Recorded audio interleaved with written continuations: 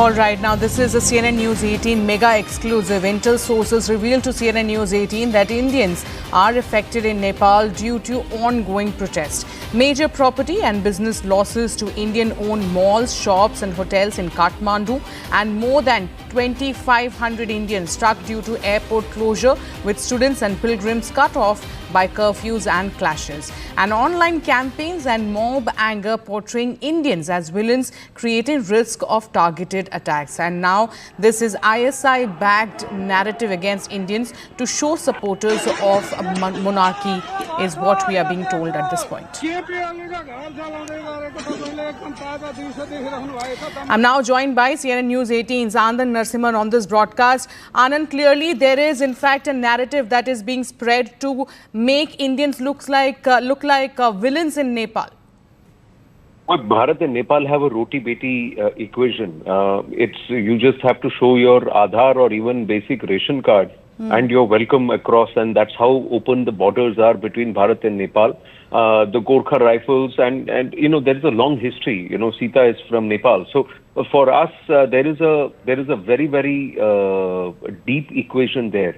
And in the current situation, what's happening is in the recent monarchy protests, etc., the tricolor was waved by certain nefarious elements with a very devious intent, somewhere to try and portray that there is perhaps a Bharatiya involvement in what has happened in Nepal.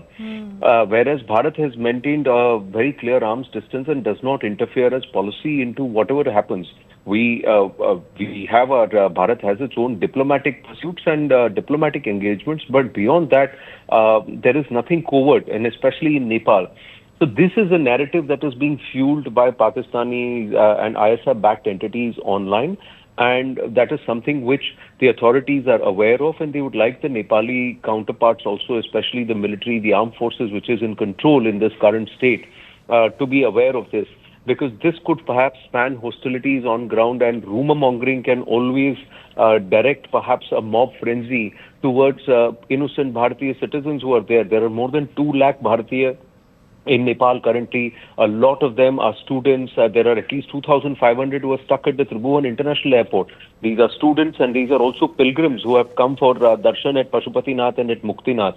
There are a lot of them who are from Andhra Pradesh. There are a lot of them who are from Bihar, and largely there has never been a problem. Plus, there are a lot of Bharatiya who are living in Nepal itself. They run hotels, they run malls, they run restaurants and petrol pumps and a lot of other small businesses all across Nepal. And a lot of them live in the Kathmandu Valley region, which is the most violence prone. So unless violence comes down, the tempers come down, and despite the Gen Z organization of students and that Army Nepal group coming out and saying that we have pulled back, we have already retrieved our people, we are no longer agitating on the streets because what we wanted is done. The old leadership is gone, time for a fresh change. So we are gone. Whatever loot, arson, vandalism you're seeing on streets are nefarious elements. These are motivated elements. And they have already asked the army and the authorities to take strict action against such entities. So now in the next 10 to 12 hours, things should calm down. If they don't calm down, then we could have riot, arson and, targeted attacks on perhaps non-Nepali, especially Bharatiya citizens, if these kind of narratives are allowed to percolate and prevail. So that's a concern that's being raised. The Indian embassy is in touch with a lot of people, but there are others who have not been able to even get in touch with the Indian embassy because communication lines have been down. There's curfew imposed, contact is down, the internet, perhaps social media access is not there.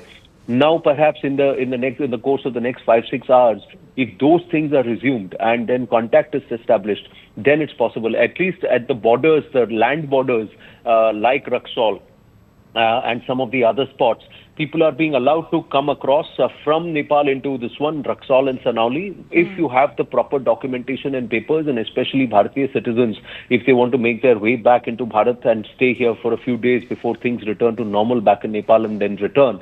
That's being facilitated, but it's after heavy checking and scrutiny. Not anybody and everybody is being allowed, but the overall intent is to try and ensure that these kind of narratives are not allowed to percolate, and perhaps the Nepali people, citizens, especially the youth, are not misled.